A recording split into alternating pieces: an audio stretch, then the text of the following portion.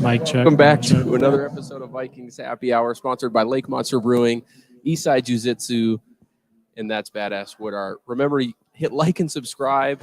Sorry, we're working out some kinks here tonight on the live show here, but we do have Arif. We need that one to stay on. Keep that open, Miles. What? It's that, though. It's keeping us connected over there. How's it sound out there? All right. It's a little rough here. Well, we have Arif. How are you? Can you guys? You're not even on. I'm good.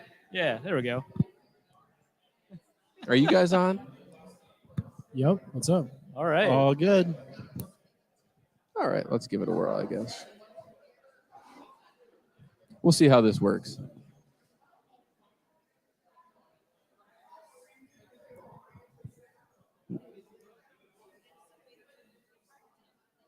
Hello, testing.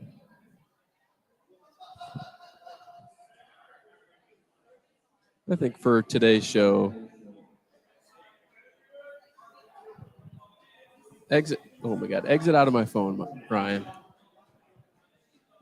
This is really phenomenal. It is. It's one of the best things I've ever seen.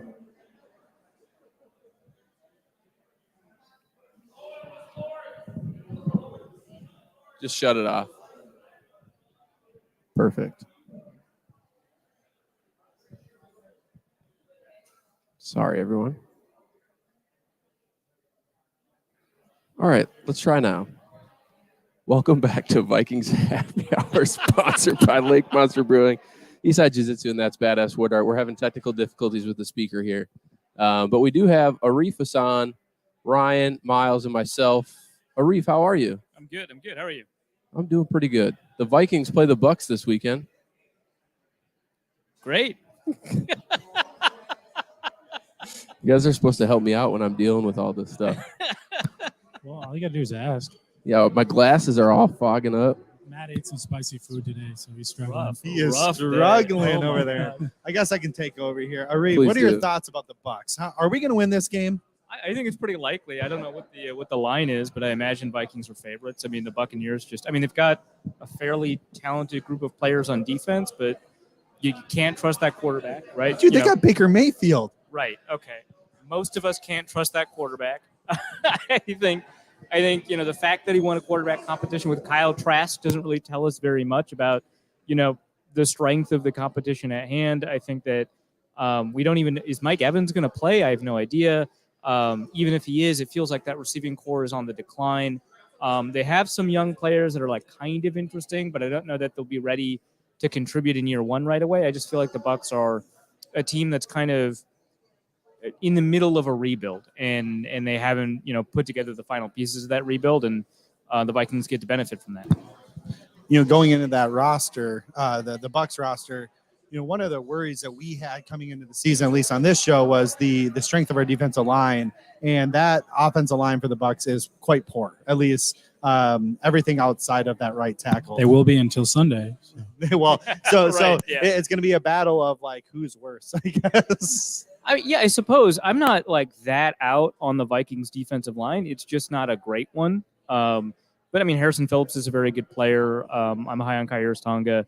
I just don't know like what you're going to get out of Dean Lowry, whether or not like last year was, what we can expect from him going forward, or whether or not he's going to get closer to what he was able to do 2 years ago for the Packers, where he was a really effective player. So there's like some, talent there along the defensive line. I don't think Marcus Davenport is a bad player. We just don't know how good he'll be. And then, you've got Daniil Hunter. And I think that they'll be able to find ways to get pressure. The Buccaneers just didn't have a plan for like Ryan Jensen not being available, which it's kind of their fault in the first place that he's not available. But yeah, they didn't really have a plan for that, and the guard situation overall is just not great for them. So generally speaking, I think that there's going to be some opportunity to create some pressure. Baker Mayfield is not wonderful under pressure, so I think that you'll be able to create some defensive opportunities. I'm kind of high on the Vikings defense relative to everyone else. I don't think it's going to be a great defense given the personnel, but I do think that there's going to be a pretty good jump from where they were last year, just from the change in defensive coordinator. So a year ago, we sat here actually right before week 1. We played the Packers. By the way, I had one quesadilla, and I am just that you're losing it, dripping. This is ridiculous. My glasses are So all disappointing. fogged up, and all right. food. We sat here a year ago, and you gave Ryan a bunch of shit because he said, Brian Asamoah was gonna, do well, and he did. I mean, he played a couple of games, did all right. And I was like, why are we giving the Packers defense so much credit? And you're like, because they deserve it. And then we went out and kicked the Packers' ass. Well, for the rest of the year, the Packers defense had some good individual players. So I'll say that. The fact that they didn't change their defensive coordinator, I think, is an indictment of them. I think that that defense is regularly more talented than it plays to, but they've lost a lot of talent. It's aged a little bit. I just don't know. Quay Walker didn't play well last year. Devontae Wyatt virtually didn't play at all last year. Both of them figure to play really big roles on the defense this year. And they didn't get, a repeat performance from their all-pro linebacker from last year. So, there are ways for them to kind of lose their way. Preston Smith didn't play up to his potential. I don't think he ever will. They didn't get anything out of Kingsley Enagbare, who was a rookie last year. But Rashawn Gary is still a talented player. They still have Kenny Clark. And Jair Alexander is still fairly good. And, the next time the Vikings played the Packers, it didn't turn out as hot. That's fair. So heading into this weekend then, we've kind of touched on the Mike Evans situation. What do you expect from the Vikings this weekend against the Tampa Bay Buccaneers? It's really difficult, obviously, to plan for week 1 opponents because they don't really have a whole lot on film. And I don't even know how much you can glean from just preseason tape in general, though Luke did a whole Patreon video on it, and it was actually pretty good. Yeah, I'm sure he did. But yeah, what are your thoughts this week? And then you can toss it to one of us because I know you probably want to eat a little bit. I'm good.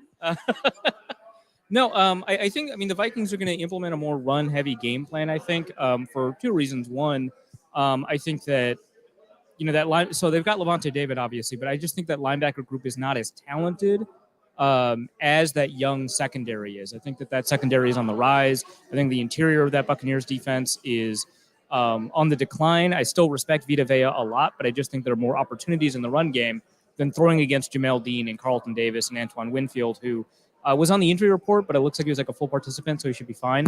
I saw he was questionable. Is he full today? I think he was full participant. I don't know if he's questionable for the game, but in terms of practice, it seemed like he was there. And just generally speaking, I think that Bucs secondary is underrated. I think that linebacker group is overrated. And just generally, I think that there's going to be some opportunities in the run game. Obviously, passing is just generally more efficient than running, but I think that the Vikings were really, emphatic about ways that they were going to approach the run game in the offseason this year. I think that is like a genuine, move from them to try and bring in more heavy sets, to try and run block a lot better. And I think we're going to see that a little bit more. I still think they're going to obviously going to pass more than they run, but I still think we're going to see a little bit more emphasis on that run game, see what those running backs can do. We'll probably see some week 1 stuff from Myles Gaskin. We'll probably see some Ty Chandler participation, but I think that a lot of it's going to be built off that run game. They want to implement play action a lot more than they did last year. And I think for them, having good run blocking is a good part of being comfortable calling for play action plays, whether or not that's statistically true or not. I think that that's a big part of the way that they approached it last year. They couldn't run well last year, so they didn't do as much play action. Also, they were in a bunch of close games, so play action is just a little bit more difficult. But yeah, I think that we're going to see them target those linebackers just a little bit more in a bunch of different ways. Arif, talk to me about why the Vikings kept 4 tight ends and a fullback. I know you just talked about how they expect to run the ball more, but their interior offensive line is trash. It's odd. They didn't bring anybody in to push any of the guard starters, and Austin Sloatman is Austin Sloatman. He's Right. Miles is big mad about this, by the way. It's not Sounds even like it. it's not a Nick Muse thing for me. Like if they'd cut Nick Muse, I wouldn't have been like upset. But like I get why like he made the team.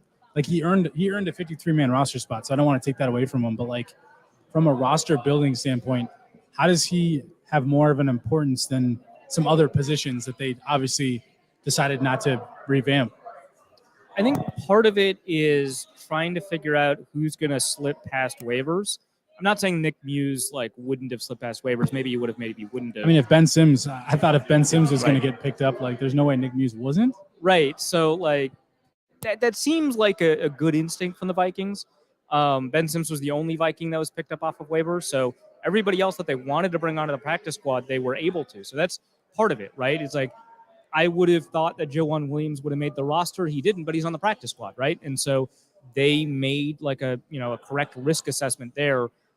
That's part of it. I think another part of it is that they are really committed to this idea of 12 personnel. And if you're using your tight ends just a lot more, you're going to need to have more on the roster to be able to kind of fill those roles when somebody gets injured in a game, when, you've got to do load management during practices or during the game. And I think that they want to, have an offense that's going to be ready to go no matter kind of who goes down, who's up. And so I think that's part of it is that I think it's very rare to see a team try to run a lot of 12 personnel with only 3 tight ends on the roster. The Vikings tried to do it a number of years ago. I think remember like John Carlson was on the roster. I was going to say 2020 they did it a lot when Gary Kubiak was the OC. I mean, oh yeah, I mean they only had 3 tight ends then too. So that's why I think I use that part of it was how bad Chris Herndon was too. 100%. I think they intended to have 4. Yeah, because I remember I looked up a few of the data points of when the Vikings ran the outside zone scheme with a Gary Kubiak, and I looked at what the tight ends they kept, and I was like 3. I just don't see this offense keeping 3 and 4 and a fullback, but I was wrong, and so. But yeah, again, not the end of the world. It's something where I don't like to say it's only the offensive line that they could have filled. Obviously, cornerback is another position they could have filled it with one of those spots, but it just felt like not a waste of resource because I think Nick Muse made the roster, but more of how do you best fill out your roster, I suppose, efficiently. And I initially thought that maybe they did it because Hawkinson's deal wasn't done, and maybe we weren't. You mean to say he wasn't sick? Or he didn't have a back injury? Yes, or because of the horrible back injury he had. Yeah, but so once we did get him signed, I thought potentially we'd make a roster move, but we kept him. So, and Arif, that sound like theory there around the 12 personnel and having the 4 back there just in case you just have to fill out the roster that way if you're going to run a lot of that personnel. Yeah, I think that they had always kind of intended to sign TJ Hawkinson. I don't think that was going to be a huge risk for them. Obviously, it felt like the tension ramped up near the end. But to me, it felt like that they always had valued him and that they were always going to figure out a way to sign him. So I don't know. Hedging is kind of something that teams always do in that situation. So I'm not going to say that that's like an incorrect instinct. I think that makes a lot of sense. But I do think that they figured that they were going to be able to keep TJ Hawkinson. So you're saying I'm somewhat smart with my theory. Yeah, no. Sure. To answer Aaron's question, though, the Vikings run blocking last year was awful, and so I think that's a big reason they kind of wanted to reset that with a Josh Oliver, bringing back a Nick Muse and keeping CJ Ham is a sense that their run blocking was so poor, and they didn't really upgrade at the running back position. Now, I'm not saying I think Dalvin Cook is what Dalvin Cook was a couple of years ago, but I don't think Alexander Madison's this high ceiling type of running back, but he should fit this scheme a little bit better than what Cook did because there's a little bit more true power, and I think he could fit that a little bit better than when Dalvin Cook's more of a one-cut type runner. So we'll see if that really is more effective. Yeah, I think that's part of it, right? Is that they needed to move on from Dalvin Cook. They weren't going to upgrade at running back in order to do so, and so the best way to do that is to improve the run blocking. But I think a couple of things stopped them. I think that they were really attached to this idea of building, chemistry along the offensive line, which I understand, but I think it's easy to overemphasize the importance of that. And then they also didn't want to move on from Ed Ingram. I think they like Ezra Cleveland, and I think Garrett Bradbury played well enough last year to kind of justify another year. And so I think from their perspective, they thought it wouldn't have made sense to try and, push that interior line. I disagree, but I think that that's kind of where their perspective is. I don't think the way to improve run blocking is necessarily to just add more better blockers onto the field, because run blocking is all blocking is like a very point of failure type thing. If you add another blocker, they'll bring another defender in the box. That creates another point of failure where a defender is more likely to push up at the line of scrimmage, and there's just more spots where a defender has the ability to get past the blocker. And so, having, let's use Vita Vea as an example. Having Josh Oliver does not make Vita Vea less effective when he's going up against Garrett Bradbury and Ezra Cleveland, right? So I don't know that that's the right approach, but I understand where they're coming from. They want to improve the overall state of the run blocking, but that's just not really how all of that works together. Yeah, but if they want to tie in more of the play action, yes, which is the one thing they didn't do last year, and I think that hurt their run game, because once teams halfway through the season see that you're handing the ball off with an immobile quarterback, we're just going to sell out for that because we don't have to worry about the fake. Now, I know there's some fallacy to that, but overall, they didn't run play action the way they used to, and I think teams really kind of geared on that and picked up on that pretty quickly, and it kind of had an impact on their run game. Yeah, I think so, and I think that that's why they want to emphasize the run game. I don't think it's so much this inherent value that they see in running the ball. I mean, yes, I agree. All coaches do, to some degree, think that there's value in running the ball well, but I think the primary idea was to create better, play action opportunities, and I think they genuinely believe that Josh Oliver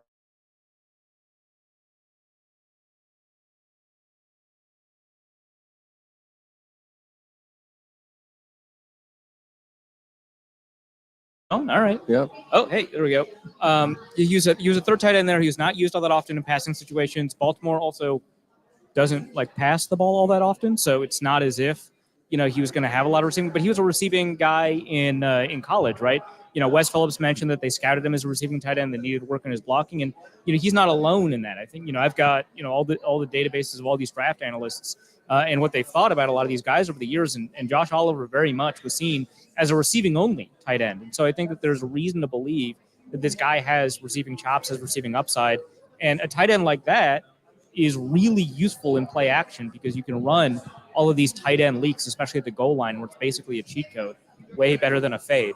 I way better than a fade. Way better than a fade.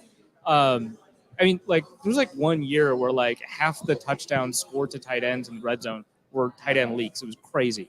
But that's really effective. I mean, when we see, Kyle Shanahan do all this crazy stuff with George Kittle, a lot of it's off of play action. A lot of it's, a tight end leaking out, maybe turning that into a wheel route down the field. And those are opportunities you get when you have somebody who's as effective at blocking as Josh Oliver is, as effective at blocking as you kind of hope TJ Hawkinson will be, right? I mean, in kind of a reverse situation, Hawkinson was a really great blocker at Iowa. He's turned into a receiving tight end in the NFL, but I think he's a little bit more multi-capable. I think that, for example, the Vikings are going to honor Kyle Rudolph in week 3. If I was going to put up the receiving and blocking chops, I think Hawkinson wins both categories, right? I think that he's just a better all-around tight end. So you've got both of those tight ends on the field, and yeah, that improves play action, it improves run blocking, but I think the thing that it really improves is, Cousins' ability to change the play at the line of scrimmage based on what he sees. If they crowd the box and you've got a run play called, you might want to turn that into a play action. You might kill the play, say, hey, actually, I want this to be a play action.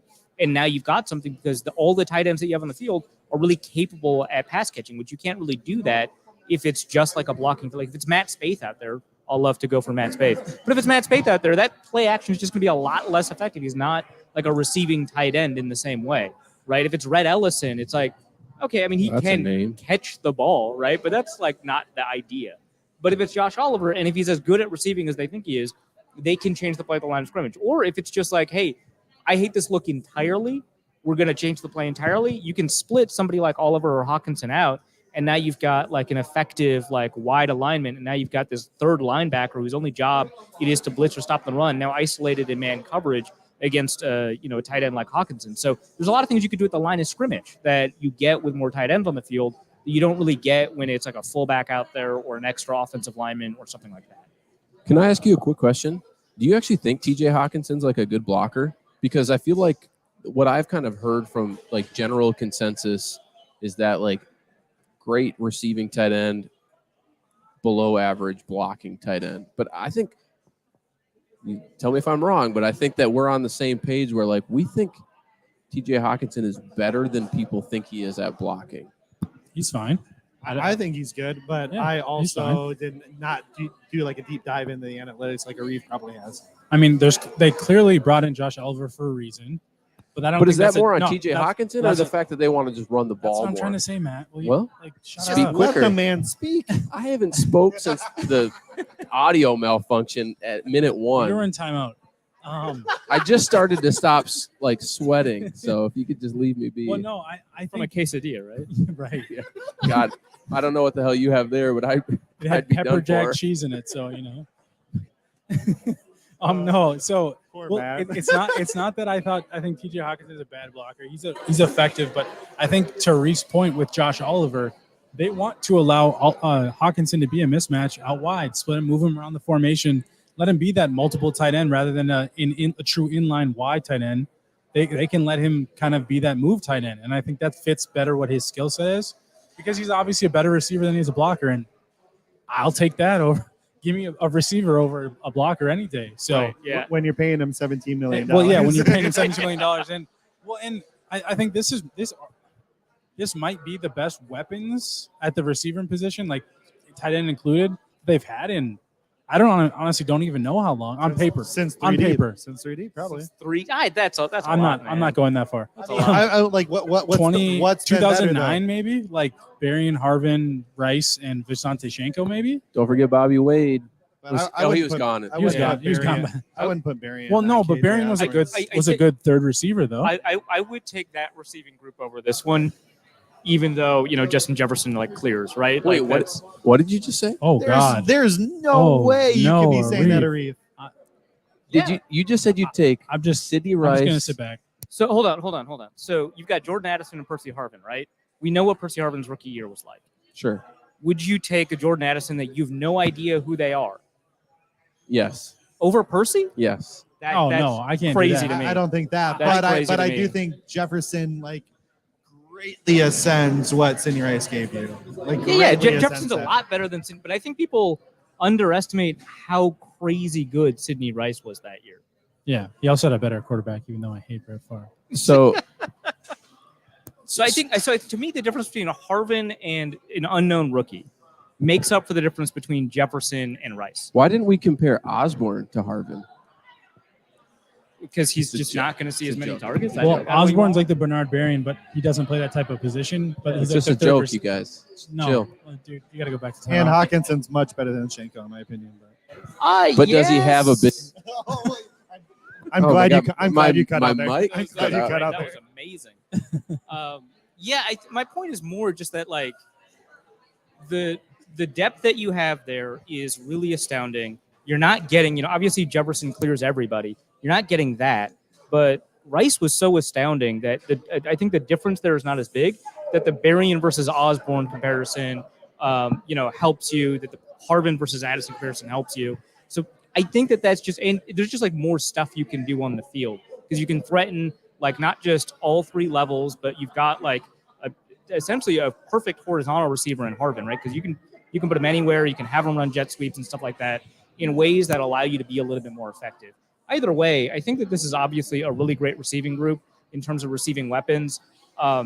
You always want to kind of see like what was the best group that Adam Thielen and Stephon Diggs worked with to see where that comparison works.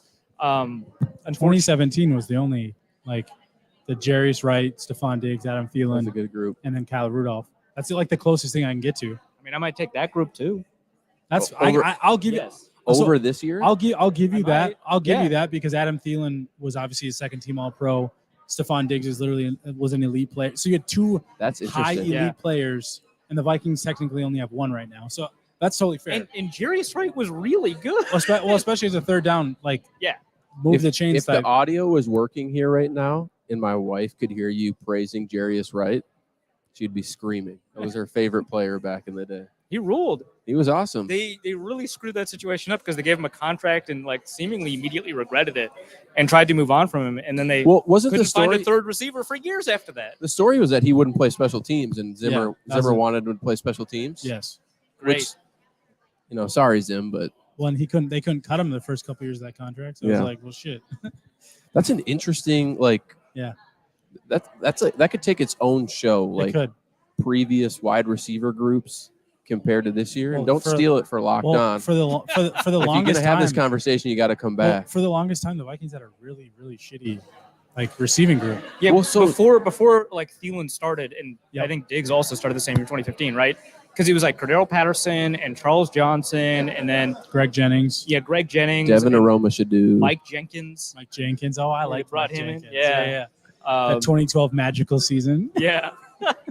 Well, I They forget just who. like kept going through them. I forget who it was, but someone was like, "Yeah, the Vikings just always have good receivers," and I was like, "Yes, Now they except do. if you exclude 2010 to 2014." Yeah. Oh, and 04 through 04 to 09, basically. Yeah. Yeah. Interesting. Well, Wait, let's segue real quick to a contract. We talked about TJ Hawkinson's contract. You mentioned Jerry's, right? Obviously, that's old. this show is all over the board. We're by all the over way. the board, but Who that's cares? fine. Let's jump back into The contracts. title is So a Bucs preview. we saw Nick Bosa just get paid $34 million a year. What was it? 5 years, 170 with 122.5 guaranteed. We obviously know that Justin Jefferson has a deadline for a contract extension probably by Saturday. Where do we feel with this contract by Bosa where JJ fits into that? Do we think he clears? Do we think he's right there, or is he below that? I think he's above that. Yeah. I mean, not that Kwesi acts like a huge analytics guy in every capacity, but he's an analytics guy, and I think he understands that wide receivers are as if not more important than edge rushers, right? I think that historically, you take a look at the different positions, how they play, and a wide receiver like Justin Jefferson has the value that Jared Goff or whoever he matches, right? I mean, the contract that you get out of Nick Bosa is basically the contract that you get out of a mid-tier quarterback, and I think that Justin Jefferson is probably worth more than that. Again, when you're evaluating contracts by average per year, it always gets a little bit tough. The guaranteed might look a little bit different. The front end might look a little bit different. The signing bonus might. But I do think that Jefferson is going to end up with a little bit of a better contract than Bosa. Well, so if they go that route, I see that. Keep going. how do they fit that new contract into this year's cap? Because they have, That's not a huge problem. isn't it? No. Without So- having to restructure a Brian O'Neill. So they've got $4 million or something like that in this year's cap, right? Right, yeah, 3.5, 4 right Yeah. there. When extensions happen for players like this, it often reduces their cap hit. But he doesn't have a cap hit to reduce. It's $4 million right now. Well, so you take all of his, because his minimum base salary could be something like $1. Yeah. And So if you turn his signing bonus into something like you just completely over five- backloaded you essentially. can, right? Okay. I don't think it's a huge problem. You can just Sure. push it into next year or 2 years from now when there's a Especially lot if you don't more have space. a quarterback. Right. Yeah. So that's not a huge issue for me. I think Okay. they can figure it out. What's really interesting is when the Raiders have to I don't know if you saw Jimmy Garoppolo had to yeah. restructure something. He cleared up $17 million in space. Good for him because that secures him a Yeah, second right, year in that. Yeah. Yeah. Well, with how good Aiden O'Connell's looked, man, Yeah. you might need that. Goodness. But yeah, the deal with Chandler Jones is bizarre. Well, at least the Vikings aren't dealing with that. Yeah, that's a weird one. That kind of felt like Everson Griffin. And I don't want to Yeah. mean anything negative toward Everson. We know the stuff he's been through, but Well, it felt weird. There's like that. there's reasons to be concerned, especially because Chandler Jones actually does have a history. Oh, does he? I guess I yes. didn't know that. Yeah, Okay. it was one of the things that happened while he was in New England. That I don't know if that led to him leaving or anything like that, but he showed up at a police station altered. Right? It's a huge problem, and so you can begin to kind of trace some of the similarities between the two, and I think that gives you reason to be concerned. Also, that the entire family, the Jones family, there's just a lot of concern overall with all of them. So that doesn't I think that comparison kind of makes sense. Okay. This has just been a disaster from Amazing. this perspective. I'm glad I showed up. Well, should we let Arif eat and we can should we talk a little bit of Vikings Bucs? Yeah, let's do it. So I did take some notes, which is very rare for me to do pre-show. I Didn't share the notes with anybody though. Oh, I'm not even in the camera. No, Matt's here. sorry. This is not working over here. Okay. Amateur hour. Jeez. So, yeah, some of the notes I had is Mike Evans playing. We kind of alluded to that earlier. It looked like I saw that. He did have some pads on. Yeah. He was out on the field today. It's been a contract situation, right? Like that's what. Isn't it kind of I'm strange? sure that plays a part in it. But Mike Evans doesn't seem like the type where he wouldn't play because of a contract. I'm not saying but he just seems like that kind of guy that like, yeah, he wants to get paid, but I think he's going to play because that's just the type of person he is. But I could be wrong. I don't feel like if he doesn't, good for him because that dude's done so much for that organization as it is. I feel like Mike Evans is like the modern day, and this is not like talent wise, but just like receiver in a shitty situation, like Larry Fitzgerald. Like he won a Super Bowl, bro. I know. And Larry Fitzgerald almost won a Super Bowl, but then just continued to stay with the Cardinals, never left, still got paid from the Cardinals. There was even that podcast recently with Tom Brady and Andy Reid and Larry Fitzgerald where they were like, we tried to get him to come, and he always told us no. Did he ever officially retire? Yeah, he did. I say that, and I have no idea, but yeah, he did. You said that with so much confidence, too. By the way, Field Yates is like definitely like dogging on our live show on our secondary. Yeah, well, it's been a disaster this far. Well, your live show, yes, but no, the secondary here. Yeah, Field Yates is talking about us. Yeah. He's saying that the people are worried about Mike Evans and Chris Godwin this year, rightfully so, with new quarterback. Even though I think there's gonna be a resurgence here for Baker. You want to see the comments, Arif? It's definitely going to be, but when we look at it, he said they have a great draw week 1, so which is absolutely true. There's a couple things I had on my notes here. We have no napkins, Arif. So do you need some? Use matched pants. It's fine. Yeah, use the pants, not the jersey. Jesus. Kirk what is. else you got, Matt? Players to watch for? Question mark.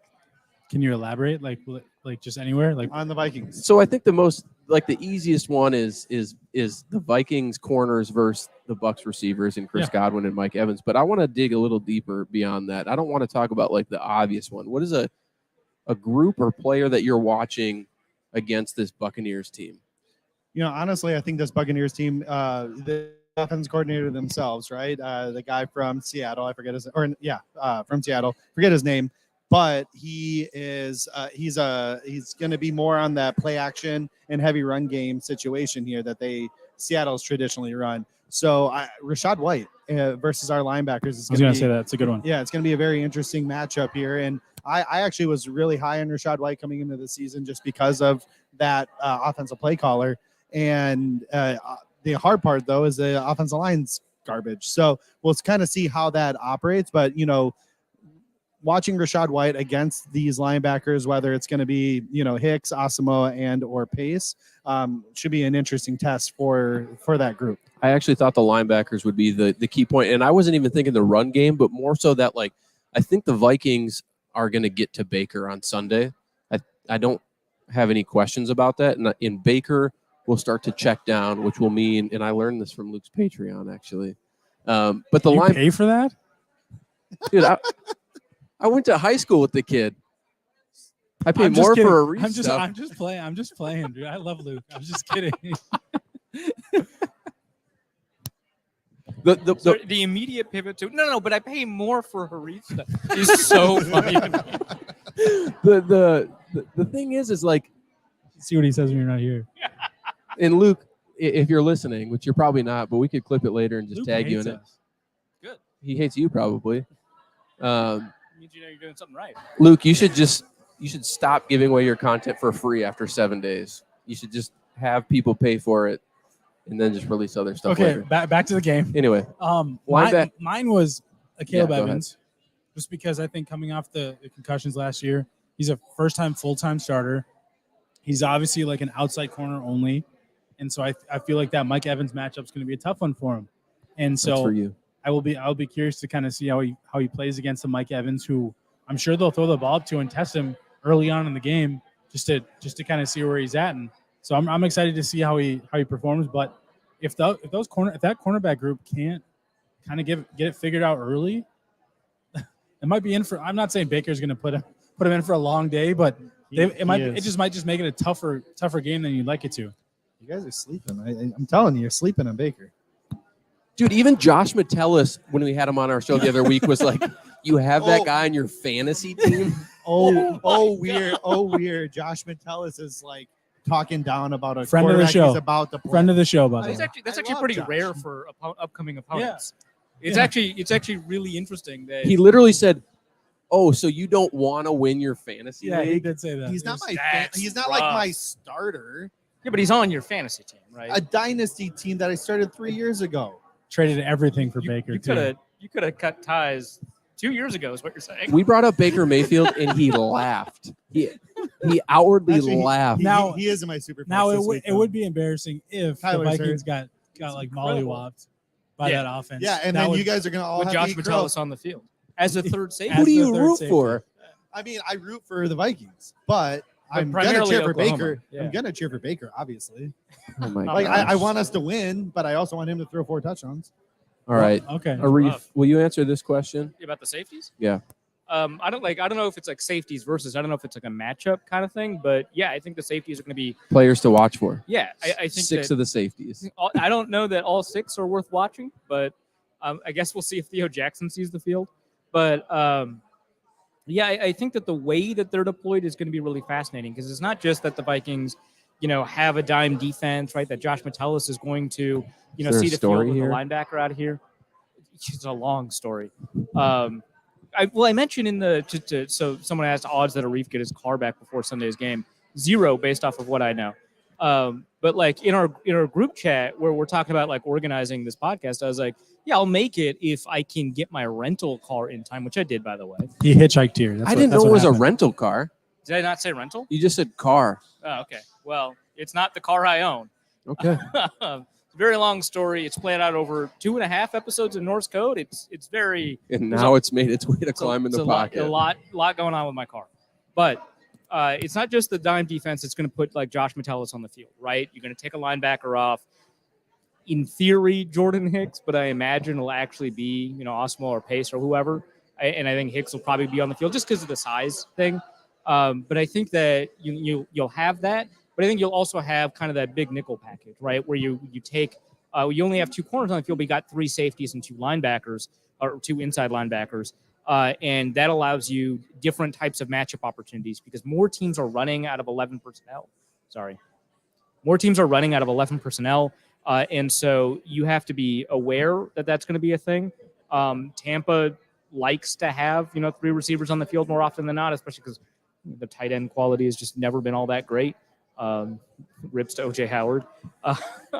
Jeez. I was all in on him, man. But yeah, I think that you'll see, 3 safeties, 2 corners on the field a fair amount because it allows them, some matchups against some receivers, but primarily allows them to defend the run while still having like wider coverage range and stuff like that. So yeah, I mean, I think that's going to be fascinating. I don't know that we'll see Lewis Seen see the field. Or like Theo Jackson, Jay Ward may see the field. It'll be kind of interesting to see how often he plays versus Mekhi Blackman or whoever, right? Because Ward plays nickel and safety. Sometimes he's in the box. And I think that they're, I'm not going to say enamored, but they're excited about some of these like diverse, versatile defensive options. What do you?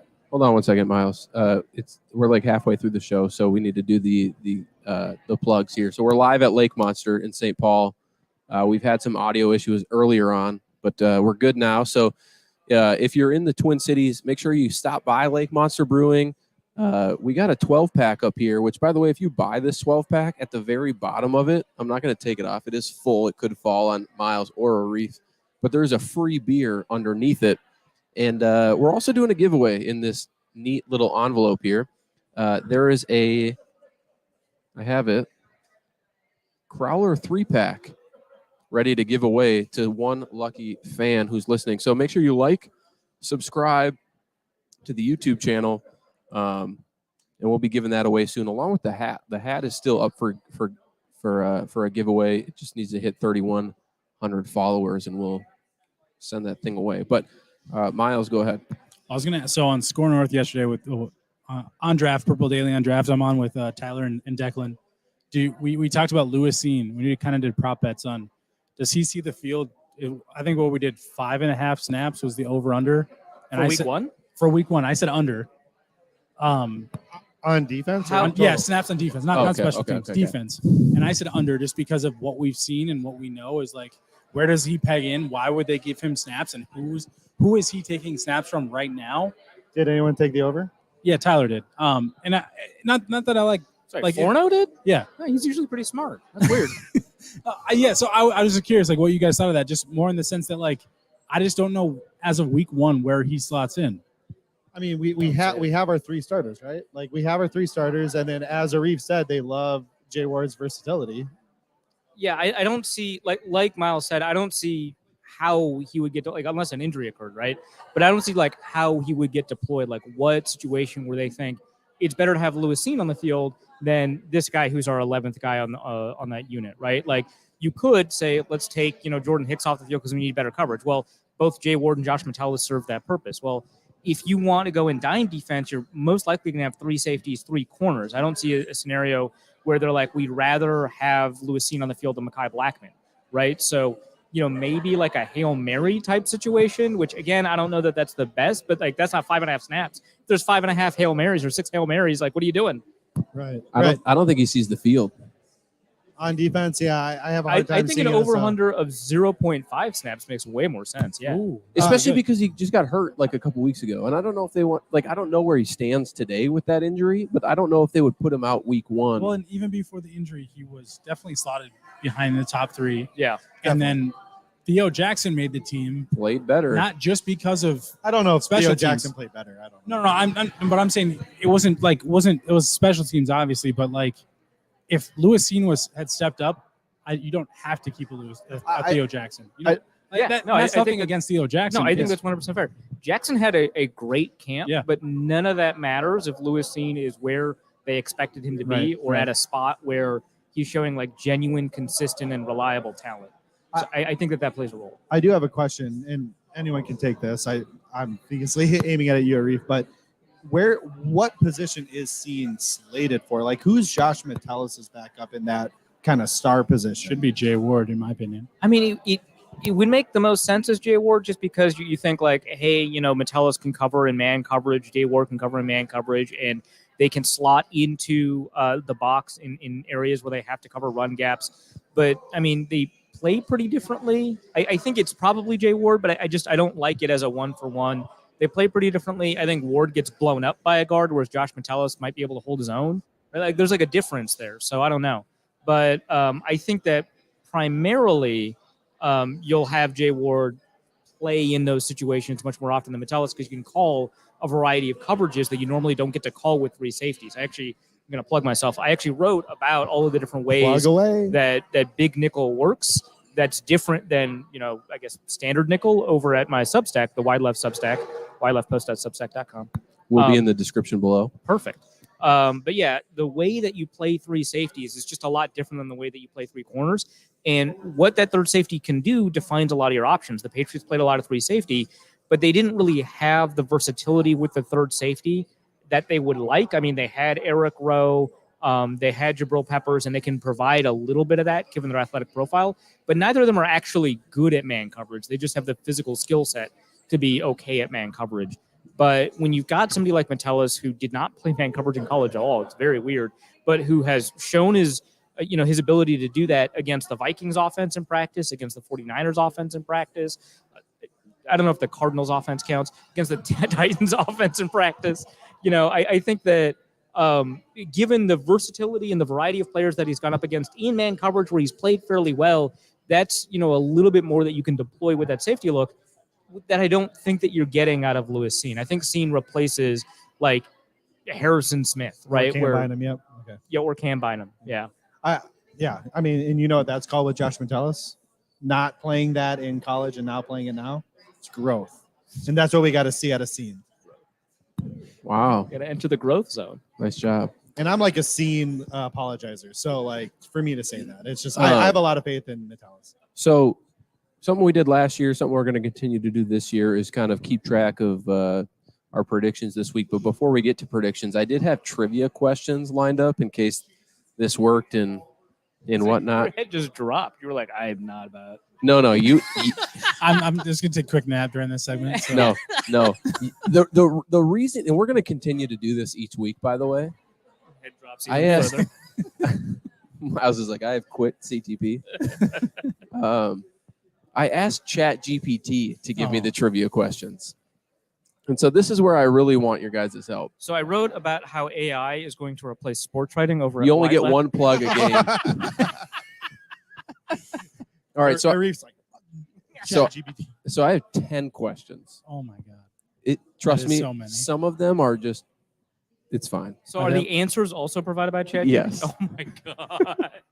Yes. So Yep. we have to guess what the machine thinks is the right answers. Correct. Really. Oh, this well, is we amazing. told the machine. I've completely come back around. This is an amazing bit. So, which by the way, This is the only reason Reef's gonna come back. I know. Which don't steal this. This is a It's too Vikings late. happy hour original. I don't think you understand like how football party works. I show up game day. I don't see the practice plan. Sam does. That's what I do every- here. Practice? Dude, You talking about practice? I watched your guys' show for the matchups the other day, and it looks like you and Luke both just rolled out of bed. Yeah. Because they probably Which is can't- crazy because I don't have bed hair. It's impossible, and I still look like I rolled out You of got bed. bed Yeah. beard. Yeah. Bed beard. Anyway, let's go.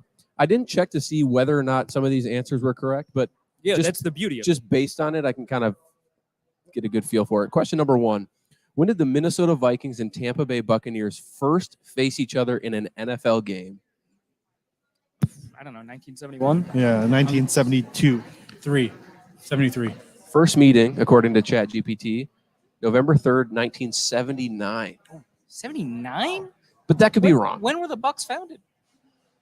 Ryan, I need you to be looking Yeah, these, let's- the let's- actual come answer on, up Chad. on the other Come side. on. Do Yeah, something. You got while to you're here. double check ChatGPT. Yeah. Yeah, you got to. Sorry, I won't take the role of just dropping my head after every time Matt says something. yeah. Miles we has all have a part to play. I don't Yeah. know what you're doing. Miles has the easiest role in this group. Duh. Yeah. All right, the second He's question. the talent. That's why. He's the talent. That is Yeah. protect him at all costs. The second one, which I actually do know, which team holds the record for the most wins in their head-to-head matchup? With the Vikings? Vikings Between and the- Bucks. Oh, This is just the between Bucs. the Bucks. Yeah, it's the Bucks. It's not the Bucks. It's the Vikings, 33-23. Vikings obviously was the answer, guys.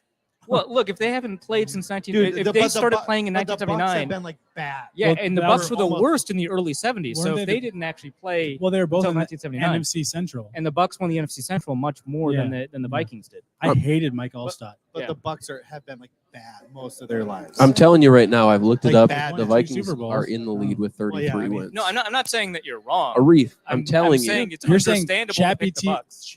GPT cannot be wrong. yeah, Just can't. Oh, trust me, they're wrong. yeah, we're Just still, wait. Are you still looking up the? You're not looking it up. Sorry, I'm an idiot, but yes, I am trying. The Vikings might have even posted it because sometimes they do that stuff on their site. All right. Just go to Pro Football Reference. You guys know what that is. Okay. All right. When you find it, let me know. Question number 3. This one's also true. Who is the all-time leading passer in games between the Vikings and the Buccaneers? Brad Johnson. Between them. So in games where the Vikings played and the Buccaneers played, Yes. the all-time leading passer. I Yes. was going to say Brad Johnson because he played for both teams. Yeah, right. Yes. Yeah. But yes, that would make But logical that would sense. qualify though, right? No, Like that's it's why. not. Yeah. It's not the highest individual passing game performance in a single game between the two. It's cumulative passing yards Yes. in those games. Yep. Okay. So Brad Johnson actually. Yeah, that's why I said Brad Johnson. Yeah, that's good. I hated Brad Johnson too, by the way. Oh, And let me again he was like preface. white bread to me. Like that dude seems so boring. God, Hey, but he has cool like. Oh no, I know, TikTok I know. videos. I'm not. Let I'm me not trying to preface. I dog have him no now. idea if this is correct or not. We know that. yeah. Okay. And if you're in the chat, by the way, put it in there. If you. Let's do Dante. This says it's Brett Favre. Oh, okay. Yeah, I have that's no definitely Okay. wrong. I have That's no definitely wrong. idea if this is correct, but yeah, okay. So Brett's played the Bucs like what once as a Viking? And ChatGPT is wrong. They played in '77. Yeah. Well, so The Viking So the we were- Vikings we were won still 9. wrong. Vikings won 9-3. So the ChatGPT is 1 for 3, by the What a way. time to be alive. All right, question 4. This is one of my favorite ones. Which famous Buccaneers linebacker played for the Vikings later in his career? Barrett Rude. Any thoughts? No idea. Derek Brooks. Did he He really? did not play for the Vikings. Derek Brooks played for the Buccaneers, then joined the Vikings in 2009. 2009 to join Chasing that the Super wonderful Bowl. season. Yeah, chasing I the get it. Super Bowl. Yeah. Yeah, I feel like Again. we would have all forgot If you're Derek Brooks. if you're listening to this, ChatGPT knows nothing. They are incorrect. Duh. Derek Brooks never played for the Minnesota Vikings, not even like a preseason cut. He wishes. Yeah, no, I think he's fine. Turns out Barrett Root did not either. This is Well. this, this is one of my favorite questions. In what Super Bowl did the Buccaneers defeat the Oakland Raiders, which some former Vikings played on the roster? 2002. What, like Rich Gannon? Yeah. Yeah, I don't remember the. It's 2002. I know the year. Yeah. Oh, 2. Yeah. Well, But the it was the 02 03 Super Bowl. Yeah. I don't remember what the Super Bowl number But was, but I take no shame in saying this. I don't know how to read Roman numerals, Jesus Christ. but Arif probably does That's 37. Why are you saying Arif probably does? because he's the smartest of the group. Rough. Well, maybe most well read. How does that help you? I don't know. How does that help you? All right, I think they start to get some of their footing back here. Their reputation back. Because they have one correct answer. so Yeah. far. Which Vikings running back had a memorable game against the Buccaneers in 2012, rushing for 200? ChatGPT got it right. It was Super Bowl 37. Ooh, so they're Adrian Peterson, by the way. Yeah, cool. they're Chester Taylor. 2 of 5. I don't know what the question is. Doug Martin? Which Vikings running back? Hey, ChatGPT. Warwick Dunn? No, it's AP. Dude, Matt, we know the answer. All right. I've said this is my favorite like 3 times, but this is one of my favorite answers. What was the score of the most recent game between the Vikings and Buccaneers before my knowledge cutoff date in September 2021? Yeah. Was it like 23-13 or something like that? Didn't the Bucs beat the Vikings like 23-13? They did. It was 23-6. 6. Brutal. Jesus. But Speaking of, that wasn't a Doug Martin game, right? No. Too late. It was That's Tom 2020. Brady. Tom Brady. Oh, okay. But here's the answer ChatGPT gave. I don't have access to real-time data, so I can't provide the score for the most recent game. You should check a current sports news source for that information. Because they're not using those news Incredible. sources. That's incredible. Question number 8. So you a asked segment what would every week? in the most recent before There's a your segment knowledge. every week? So you included in the question before September 2021, and they were like, "Yeah, I don't know, I don't have any data, but from I after just said- September I 2021, just so I said can't answer your 10 question." questions. All right. Which Buccaneers quarterback led the They team? provided the question and couldn't provide the answer. Yes. That's beautiful. They said the answer's not the point. Dude, hey, they're taking you over though. This is we're done for. Which Buccaneers quarterback led the team to its first Super Bowl win in the 2002 season? Trent Dilfer. It was Brad Johnson. Brad Johnson. Brad Johnson. They did get that one correct. I was hoping that ChatGPT Oh, would. that'd have been great. Yeah, Doug Williams. I almost said Doug Williams. The last 2 Josh questions. Freeman. The last 2 questions are golden. Which Vikings wide receiver was known for his mossing plays and had a significant impact? Bobby Wade. Got to go Andre Allison. Mike Oh. Jenkins. That's Randy Moss.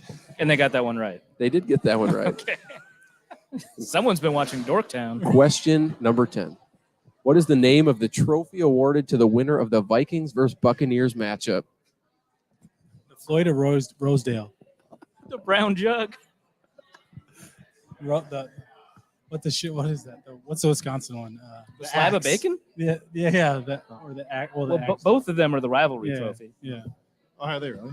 Yeah, I yeah. had nothing. I had no 'cause idea the- about bacon. Because the slab of bacon was lost, which they eventually ended up finding. Wisconsin stole it. They ended up finding it, but in the meantime, while it was lost, they decided to go with the axe. Oh, The I axe didn't is know pretty that. cool. The axe is pretty cool.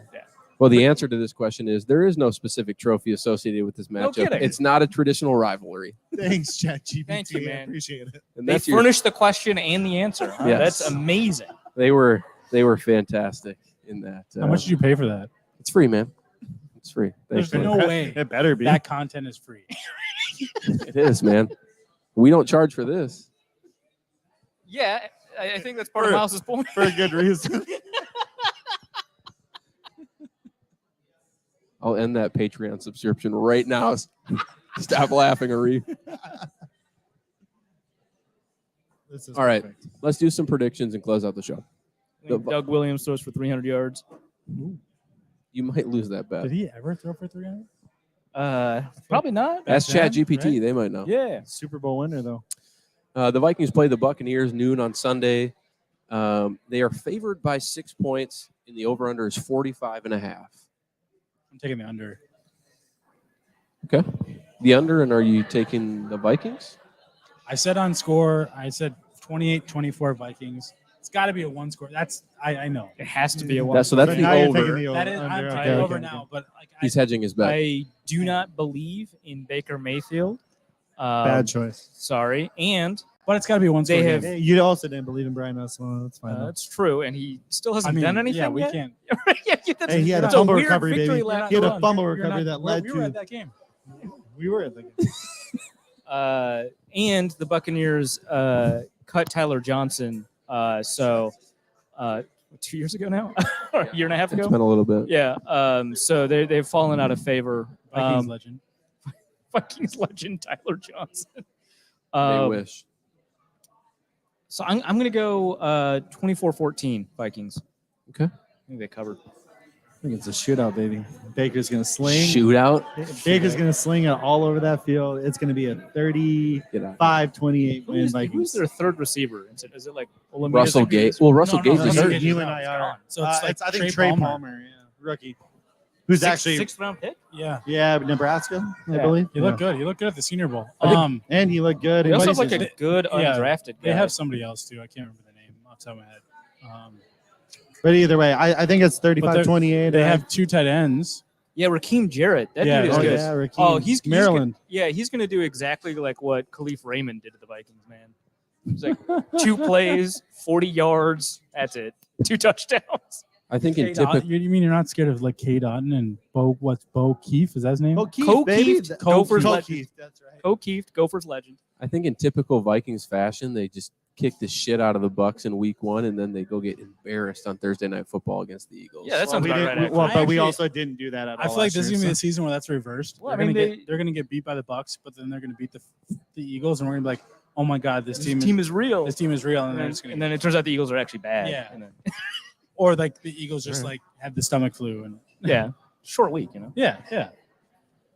All right, so I think we got some votes in here for what's going to happen. I'll figure it out later. But we got all 4 Vikings I mean, wins. it'll be and a one score game. Like I think I picked the over, you picked the under, you picked the under. I technically picked yeah, the over. you didn't say I didn't it. give a score. I'll leave it at that. Cool. The Matt neutral doesn't arbiter. have to give the score. Matt Yeah. just like they win. Keep it simple for They me, win please. by a lot. Well, Arif, thank you for coming tonight. I know this is only your first beer, so we'll make sure to get you another one if you don't have to leave. I do not. Perfect. For everybody in the chat, thank you so much for joining us. I'm sorry the first portion of this was a disaster. I'll try to get it fixed Oh, next no. I time, mean, but I don't. I'm sorry okay. that the second portion was also a disaster. Debatable. I mean, us 4 involved, so it's probably a disaster. But yeah, be sure to like and subscribe to the YouTube channel, to anywhere you get your podcast.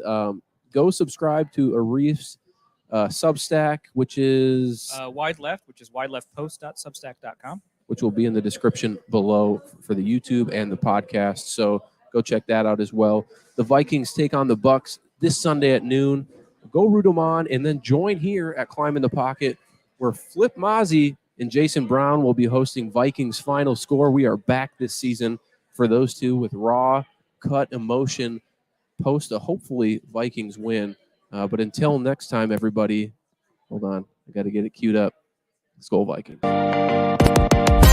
Didn't even- I love it. Things are going so great tonight.